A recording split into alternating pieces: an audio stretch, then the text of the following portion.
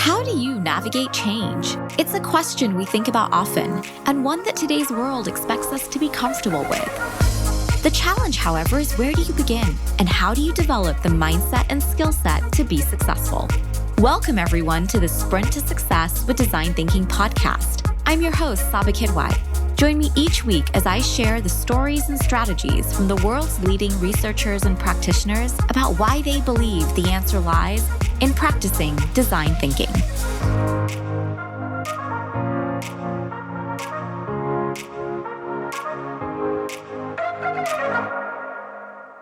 Hi, Douglas. Welcome to Sprint to Success. I'm so happy to have you here with us today. It's so great to be here. So I always love to start by asking my guests what design means to them. Wow, I have a really broad definition of design, which I often have to coach early stage founders when I'm doing mentoring sessions and even clients, because a lot of them, when they hear the word design, they equate it to what I refer to as visual design. I think of design as how we approach problems. Even as a young software engineer, we used to have design sessions or design meetings, and we would sit there and we would build flow charts, and we'd talk about how we would lay out our database tables. And we were making these architectural decisions as we were designing the back end of the software. And so I think those experiences early on kind of shaped my understanding of what design means. And I love the fact that I see HR professionals showing up for design thinking conferences, and how there's a shift to using these design tools on what I am calling employee experience. So I take a very broad perspective on how we think about design. And I think that's fantastic. And I especially later want to dive into this idea that you just brought up about how design is really touching so many different industries. But let's start, first of all, with your journey. Tell us a little bit about how that definition of design evolved for you. Tell us a little bit about what you do and how you got to where you are today. Sure, yeah. I started off early in my career as an engineer and writing software for a company called Coremetrics. And at Coremetrics, we were basically pioneering the one by one pixel that's used by so many people these days, whether it's Google Analytics or any of these kind of tracking services where the data is sent on the query string of an image request. And that wasn't done before us and some of our peers. It was all server log analysis, and we were really proud of that technology. And we kind of got a little bit drunk on the technology and what cool things we were doing. And we weren't paying close enough attention to the user and the needs of the user. And along came a competitor called Omniture, and really started to claw away a lot of market share from us. And as a young engineer, I was watching this happen, and it really hit me hard, this need to support not only what can be done on the technology side and building elegant solutions that leverage where the future's headed, but also making sure that we deliver beautiful experiences that delight users. We didn't really have the word user experience at that point, or definitely not in my circles, but it's definitely a lot more prominent these days. And as I reflect back on those early experiences, that was my first time learning that. And so then that kind of that was a little lesson for me. And as I kind of am a lifelong learner and always looking for opportunities to find new things, and I just kind of continue to accumulate these learnings, whether it be how to bring teams together in powerful and meaningful ways through things like extreme programming and agile and lean, and I think all that shaped my kind of trajectory into leadership around software development. And so then I was running product and engineering teams as a CTO, and then about coming up on 4 years ago, I started Voltage Control to basically harness the potential on teams. So all this work that I've done around, you know, shifting technology, the possibilities in technology, and pointing them toward real needs for humans, as well as helping direct humans and empower humans in a way that really distributes control and invites everyone to kind of work at their highest abilities. Uh, Kind of taking the things that that work that I was doing inside companies and pointing it out and doing it for clients. And so that's kind of the trajectory of what got me into voltage control. And it's been an amazing journey to look at how I went from writing software to working with humans. I don't think I would have expected to be here, if I would have talked to my 25-year-old self. I think that's such an interesting point that you make about, you kind of went from, this technical side of like writing software to now working with humans. And it's one of the things a lot of people talk about, right? Is like, how being able to identify your own skill set, being able to really just solve complex problems, which is like what you said, a really big part of design is for you, is really what is so necessary just in the dynamic of today's world. And, I think before it was very, there wasn't a lot of context for people to really understand why this was important, how the world could even change, or why things would be different, or why they would need to develop a different set of skills. And I think one of the really interesting things about what we're going through right now is everybody now has a very personalized context for what is changing and what that means for them in particular. Can you talk maybe a little bit about any of the conversations you've been having with people around that idea, or just how you see the current situation impacting the work, not impacting the work that you do, but having an influence on people being more interested in the type of work that you're doing with design? Well, I think I might go on a tangent, but this is a really fascinating conversation I had yesterday, and I think it's related to what you're asking about, and I think it might spark for some interesting conversation. So this notion that we're now in this massive experiment, and I think that in years to come, sociologists and anthropologists psychologists are all going to be studying this moment, because we were forced into these situations we didn't expect, and there's no way that anyone could have designed an experiment at such large scale, and I think there's going to be a ton to learn about it. And one example was, I just saw a report on the number of school shootings. As there's been less school shootings in the last month than there have been in years and years. Or it was like the first month that there were no school shootings or whatever in the U.S. And what I found fascinating about that is it's somewhat depressing. Well, it's very depressing. But if you kind of unpack it a bit, it made me wonder, where is that violence now happening, or has it not? I assume it's moved. And based on that movement and where it's occurring, what can researchers learn about the school shootings that they didn't know before?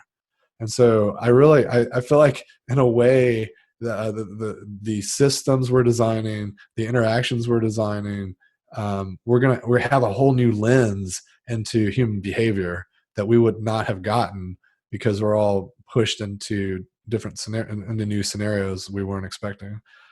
Also, to more directly answer your question, I'm looking very intently at these experiences we're designing. So as we move our workshops into the virtual space, and we've done plenty of virtual workshops, but only a few of our workshops are virtual. There were plenty that were like, oh, of course you should do that in person, or clients always expect that to be in person, so that's the way we've always done it. But what I've noticed is there's been a mindset shift to, now that it has to be virtual, I'm thinking about things in a totally new way. So for instance, I'm designing workshops that might have one day a workshop, or even a half day workshop on a Monday, and then another workshop on a Thursday or Friday, with this gap in the middle. And the gap in the middle gives people time to reflect on the content that was given, maybe do some solo work, delve into the thinking a little more, kind of marinate on it. And then when we come back together, they'll have more rich questions, and we can double stitch on some of the things that they are more interested in, or they're struggling with. But if we were to sell tickets to a workshop where someone had to fly into town and spend a half day and then just like, mess about town for a couple of days, like that would never, A, no one would buy it, and B, we would never have even considered it because of those logistical issues. But now that we're kind of in this new environment, we're thinking of new things, and I guarantee you that's happening across the board. It's impacting everyone, not just our virtual workshop sector. Absolutely. And I think you bring up a really good point about how this is an experiment and how we're all trying different things. And one of the things that I'm curious to kind of hear just your perspective on is, you're thinking through that virtual workshop experience and you're thinking about, perhaps with a little bit more intentionality. Is that what you see kind of happening? Do you think that there's at all a danger that people could fall into, different kinds of practices that have a different type of challenge in changing?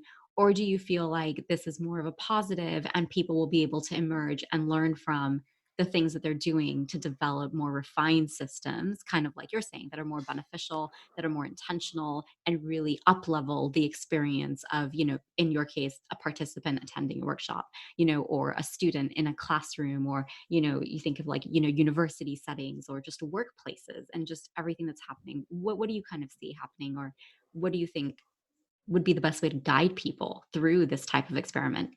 Yeah, I think of it as it's not just binary, right?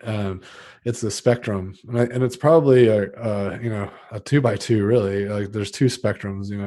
There's the people that are being intentional. So there's a level of how much intentionality you have, and then there's a level of how much craft and how well you're executing on that intentionality. So there's some people that have very little craft and very little intentionality, and they're completely floundering. And the fascinating thing is, I find some people in that quadrant where they're floundering and they have no intentionality, and they think everything's okay because they're like, "Oh yeah, we've got Zoom, we know how to do this." Yeah. It's like, man, do you? And I think the kind of insidious thing is that in their heads, they just assume that remote's less efficient, and so what that means is that they'll never make the effort to level it up to a point where they're really getting all the benefits of virtual that they never realized. And it's just like, let's just hop on a Zoom call and call it a day. Then you've Right. got the people that are being more intentional, but maybe they haven't got the reps in, or the practice in, and so they don't. Maybe they haven't learned some of the things, and that's one of the reasons we hold our facilitation practice. And we that was an issue in face-to-face workshops, just having opportunity to have a bunch of guinea pigs to facilitate and try these things out. And because now we're in this virtual space, and it's all foreign, so new, we want to give people more opportunities to practice. And so we've been doing these free community workshops every Thursday to give people time to just try things on.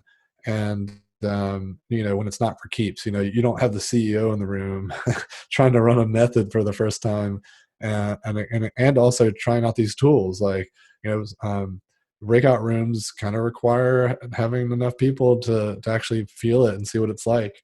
And so I think that's been really fun to watch people try on the tools and get curious and level up. Absolutely. So I'd love to like dive in a little bit now into the workshops that you facilitate. I know you do a lot of work with design sprints. Can you tell us a little bit? I think a lot, like some people in my audience are very familiar with design sprints, but I always love hearing how different people explain the concept. So can you tell us a little bit about design sprints and how the value really you've seen it bring in helping people kind of push the needle forward, move ideas forward, and what it's been like now that it's in a virtual space? Yeah, absolutely.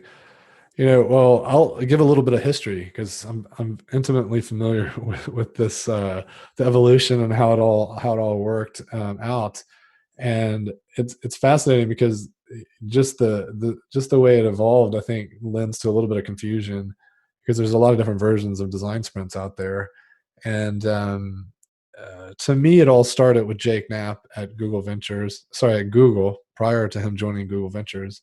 And he was working on one of his 20% projects was Hangouts, and his team was geographically distributed. In fact, a good portion of them were in Europe, and they would meet periodically. And if you can imagine, if they're building Hangouts, like there weren't really great virtual collaboration tools at that time. This kind of predated Zoom for sure, and they hadn't even built Hangouts yet.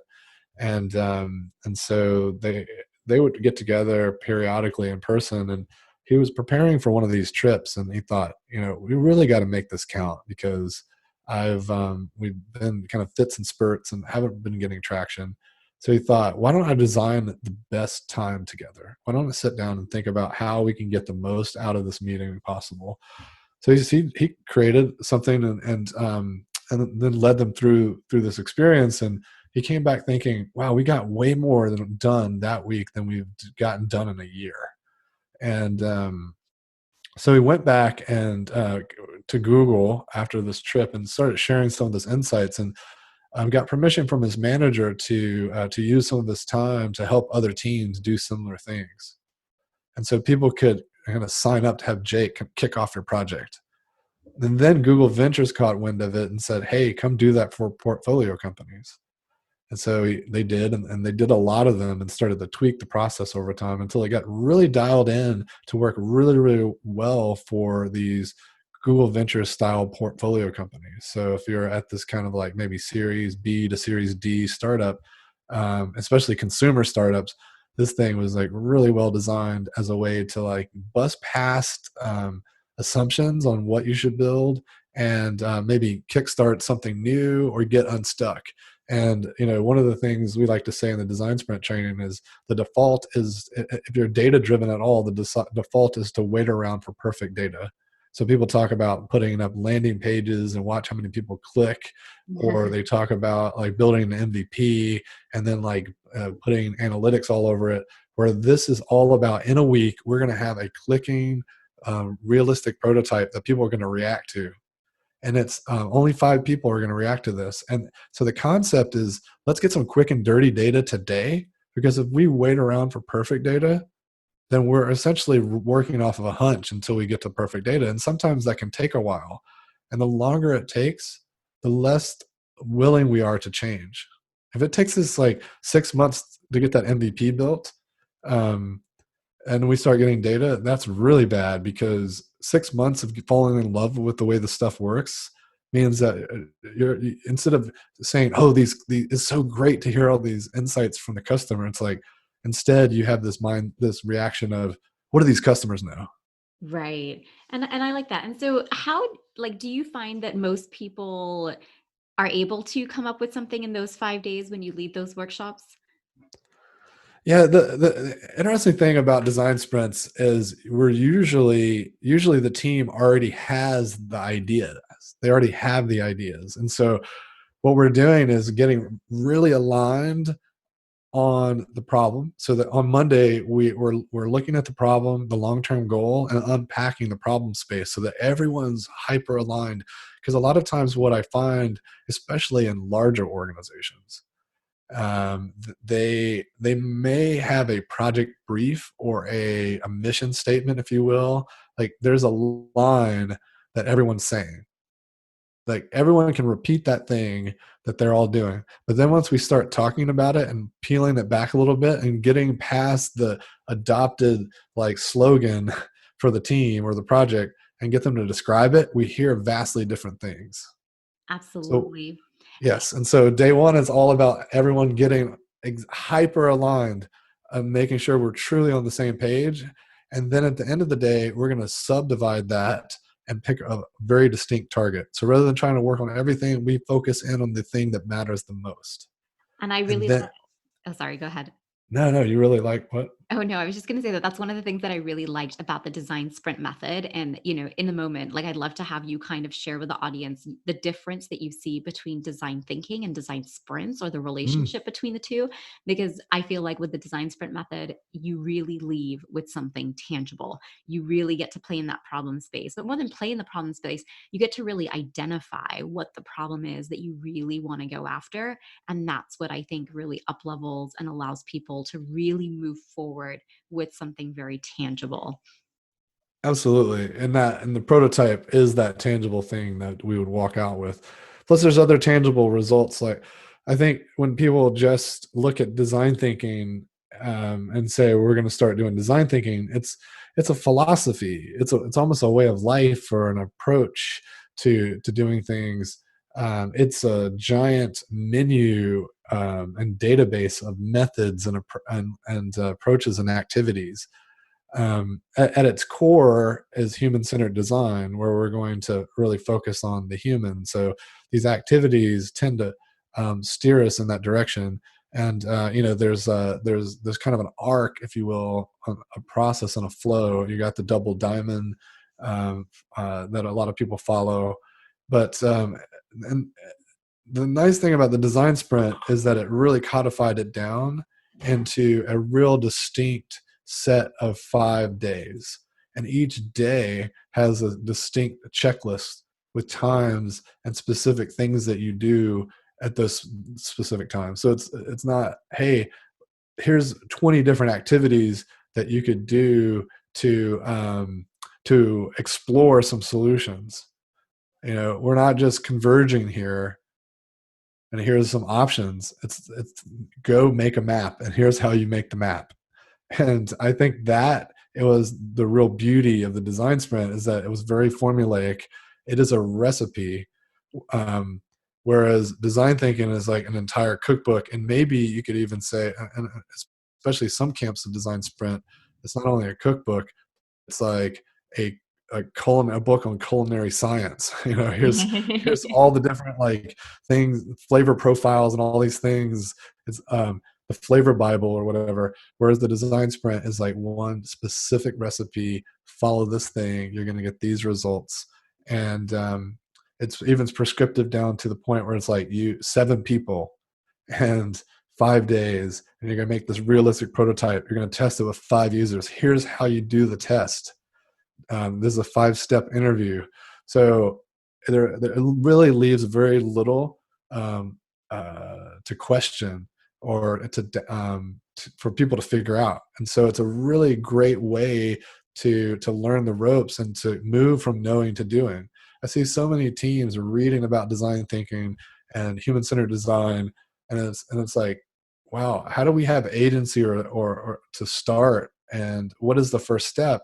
And when senior leadership agrees to bring us in to do a design sprint, that gives them the agency.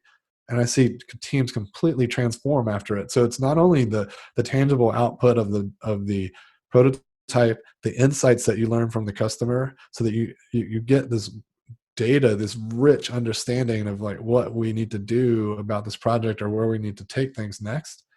But also this mindset shift is so valuable, because I see people behaving completely differently after the design sprint. Absolutely. And I think that's one of the things, I actually find that it's really rare that people, are in an experiment, like you said, where you're really in such a time crunch. We need to plan for something, and we need to plan for this now. And we got to get some kind of prototype out. And it's funny because it's one of the things that I'm seeing the most these days is, plans that would have taken, levels of approval and just months of deliberation and discussion. Now, all of a sudden, it's like, no, we've got a plan. We're going to put it out, and we're going to iterate week after week after week. And so, like you mentioned, the prototype is really one of the biggest things that you leave the design sprint with. And you've written an entire book on this called Beyond the Prototype. And like, I said before, it would seem like with a prototype, it would just take so long to mobilize people. Whereas now people are really ready to, they don't really have a choice right now, but to come up with a prototype that they're just going to implement and iterate as it goes on. What advice do you have for people from your book about how to move beyond the prototype? I think the most important thing is to realize that there is a post design sprint slump. and to understand the reasons why there is one, and to anticipate it. And specifically, maybe there's two things I really like to drive home with folks is this need for the shared narrative. And the prototype itself is a nice tool for that shared narrative, but we'll usually build a retrospective, like a retro deck or recap deck. Some people will call it a photo album. But the point is, like, you need something that tells that story, because you're going to have peers in your organization that just saw you in that fishbowl. Most people have glass conferences these days, um, and they see people doing all these things and laughing, and it looks a lot of fun. They're like, what are they even doing? Like, what, like, and so just helping tell that story of what you're in there, what you did, and what the outcomes were. It's also helpful to not only have the recap / photo album, but also do a retrospective, so you can synthesize the learnings and make sure that everyone has a shared understanding on what those are, and you nuance out any subtle disagreements, or even understand that there is some slightly different interpretations, and that weren't apparent on the surface level. So getting that understanding and making sure you can share it out, because the thing is if you leave the meeting and it doesn't sound like you were in the same meeting, then your program is not going to be very resilient or robust, because people that hear those disparate stories will have trouble trusting what they're hearing, or even wanting to support this thing, because it'll sound disjointed and whatnot. The other thing to be aware of is the upfront planning. Things like, if you didn't pick the right decider, you're going to hit a real bad slump, because you're probably going to discover who the real decider is once they start shutting down the project or throwing fireballs at you. And then you've got this need for expectation setting up front.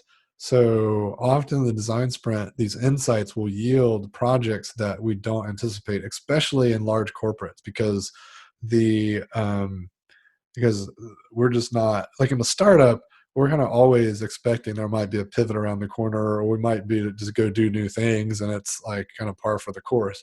But corporates have to think about, well, which department's that going to fall under? What's that going to mean as far as like cannibalizing some other efforts and some other group?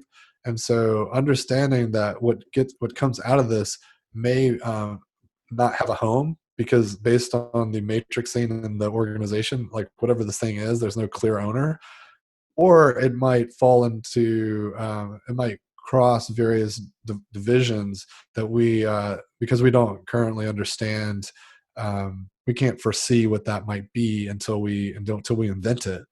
And so setting those expectations that we're going to have those conversations after the design sprint, that's a potential, really important, because then if they're expected, people are going to more easily have the conversation. They're going to be ready for it. And maybe we even have the meeting scheduled.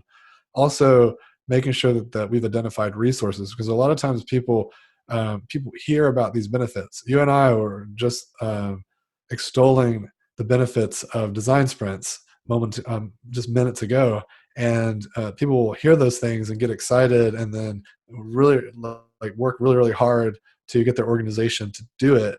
And if that's the 100% focus, because it's hard to get people to convince to clear their schedules for 5 days and focus on one important thing, even though it's so essential, it's really hard to get people to do that. And if you focus all your efforts on selling that and getting them to say yes, then you get in the situation where you've sold it so well that everyone thinks the design sprint is the answer.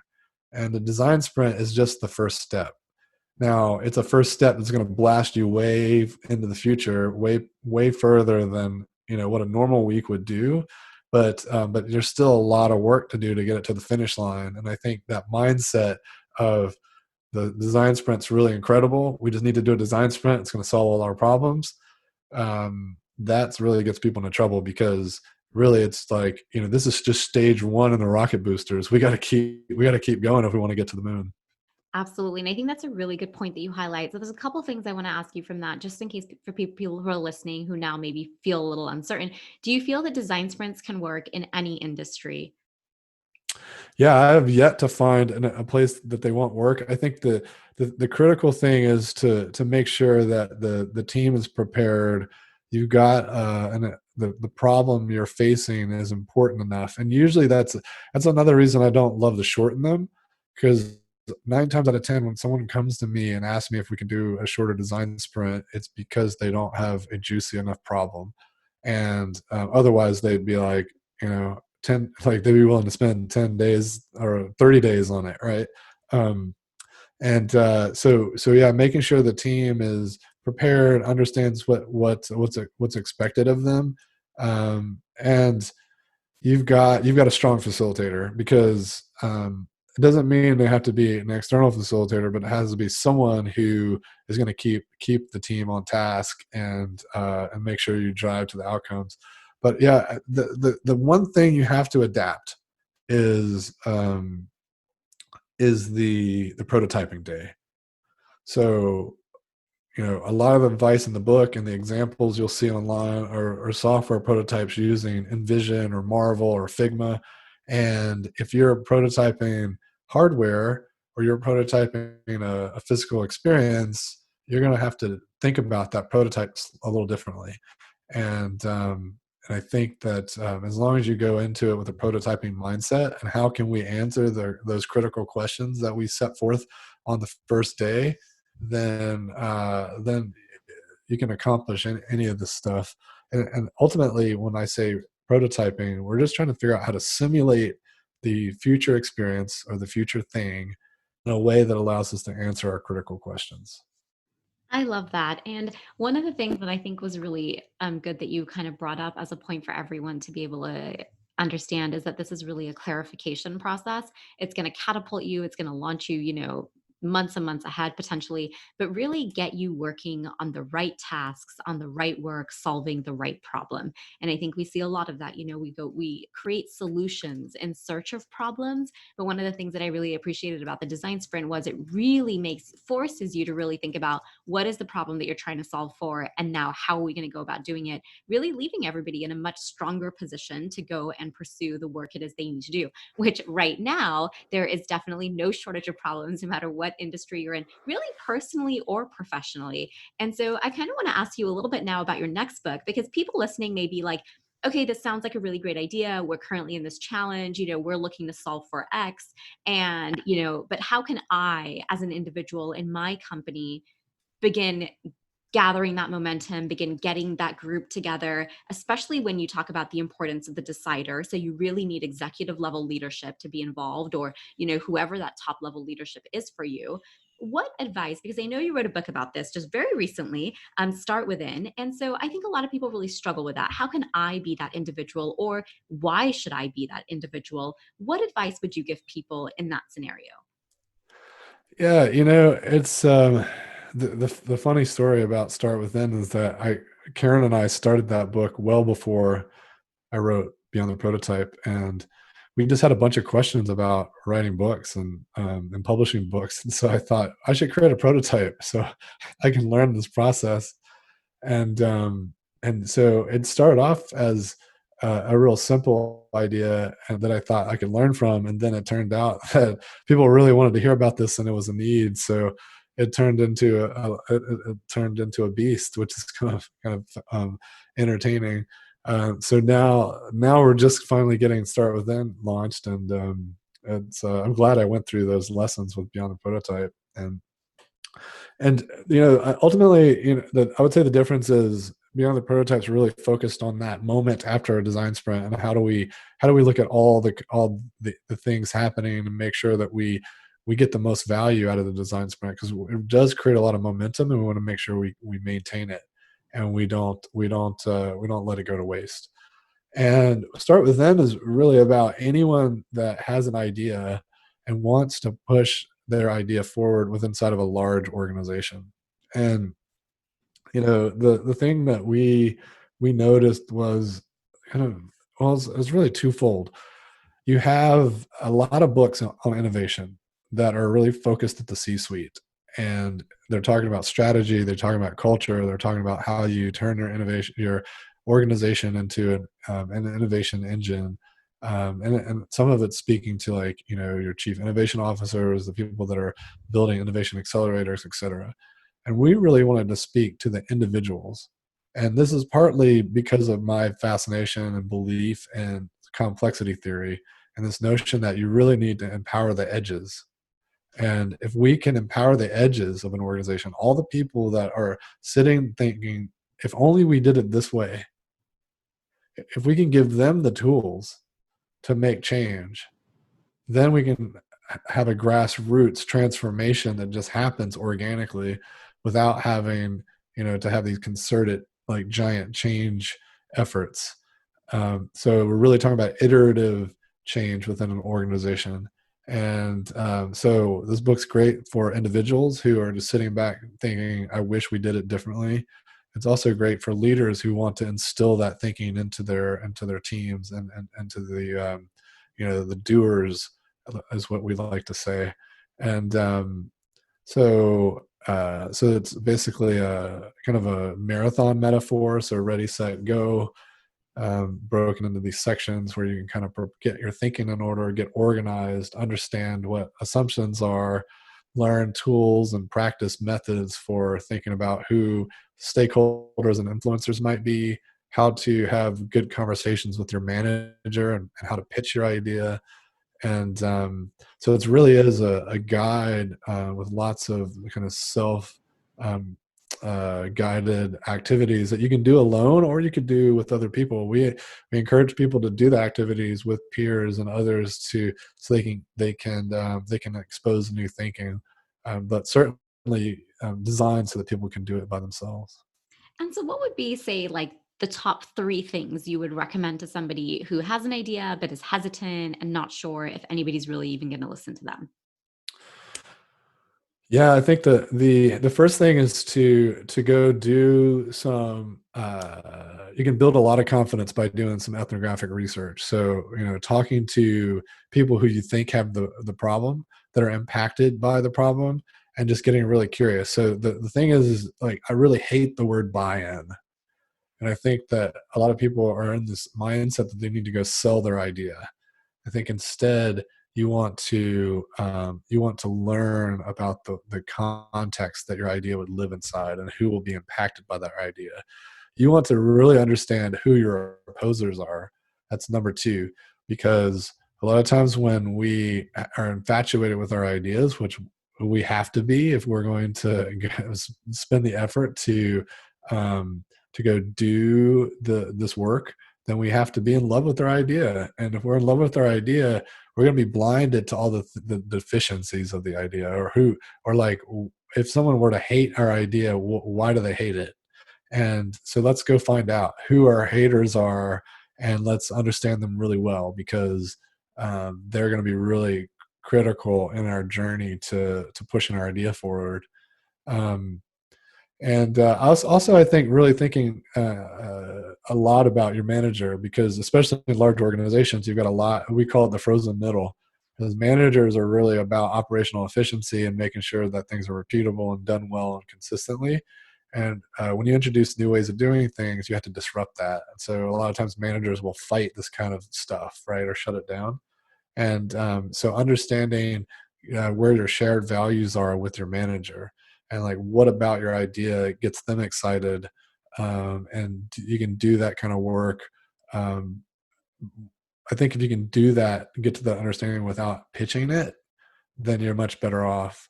Because if you a lot of times people come in with guns blazing, pitch their idea, and then they've kind of already, you can't really come back after that, right? If the manager's already made an impression and decision on what it is, it's a lot harder to repair, versus if you're starting to like poke around it and learn more and color in your context before you actually present it.